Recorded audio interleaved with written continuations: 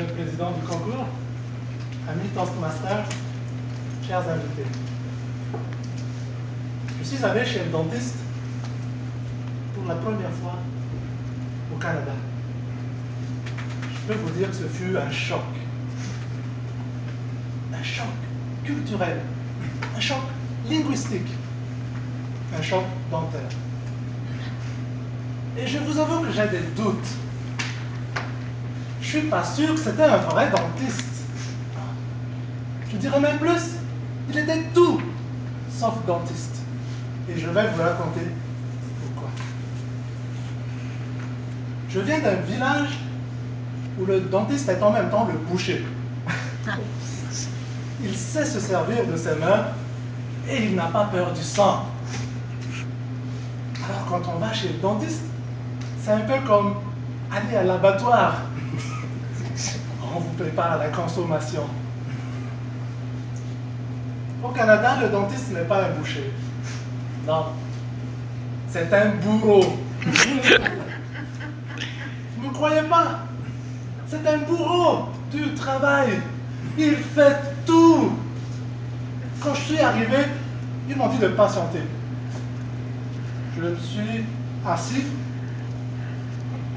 dans la petite salle et j'entendis au loin, dans la salle des tortures, des bruits de machines, de cris, de pleurs. Vous les entendez aussi? Oh, j'avais peur. Je regardais dans la salle. Au centre gauche, les gens fermaient les yeux. Il fallait qu'ils priaient ou qu'ils faisaient leur dernier vœu. Au centre droit, les gens s'affairaient sur leurs outils électroniques. Ils rédigeaient leur testament. J'étais stressé à bout. Monsieur, c'est votre tour. Non, ça c'est la sortie. C'est vrai.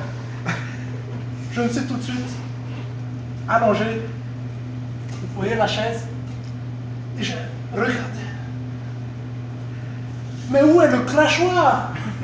Oh mon Dieu, ils vont me faire ravaler ma salive. Pris au piège. C'est vrai que le vérificateur interne est venu inspecter mes dents. Oui, il a fait un de ses discours de planificateur financier, vous savez. Monsieur, vous avez un dent déminéralisé avec une carie sur le latéral gauche numéro 26. On va la traiter par scrapalobturation suivi d'un traitement à l'amalgame. Et on va ériger un pan pour cacher l'absence de racines. Puis on va finir par une prophylaxie. Est-ce que ça vous va? J'étais resté bouche bée. C'est vrai. Il savait bien choisir ses mots. Projet numéro 4 du discours communicateur compétent. Et c'est là qu'il s'est amené avec cette grosse seringue. Vous savez, moi je voulais pas regarder, mais il y avait cette aiguille et ces gouttes qui tombent. Vous savez c'est quoi ce liquide? Hein? Moi je sais. C'est du béton liquide. Du béton liquide, oui, je vous le jure. Et ce cimentier a fait couler du béton dans ma bouche. Elle est devenue si lourde que je ne pouvais plus bouger. Je ne pouvais plus parler. Je ne pouvais plus crier au secours.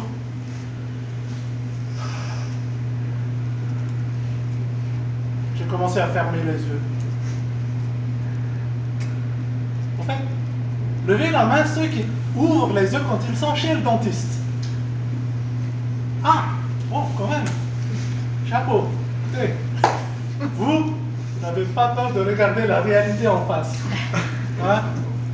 La grosse lampe, le plafond, la mouche qui tourne autour. Moi, je voyais rien. Mais je sentais autour de moi des mouvements. Je suis sûr que c'était des ouvriers qui s'amenaient avec leur marteau-piqueur et qui trouaient dans ma bouche. Ta ta ta ta ta ta ta ta ta ta ta.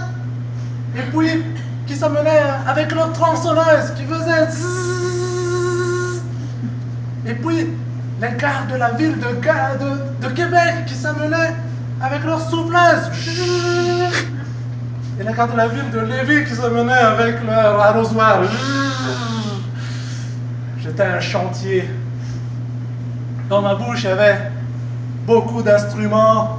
Il y avait 4 mains, une montre. Et c'est là qu'ils ont décidé de me faire la conversation.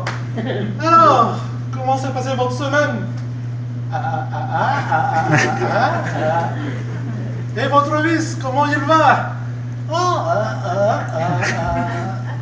Écoutez, je vous assure, ce sont des pros de la diversion. Alors moi, je commençais à avoir la mort entre les dents. Quand je sentais qu'il plombait, il polissait, il me passait même à l'ultraviolet. Je sais pas, est-ce qu'ils sont en train de construire mon cercueil? Je sais plus. Mais c'est là que j'entendis ce bruit qui faisait pip,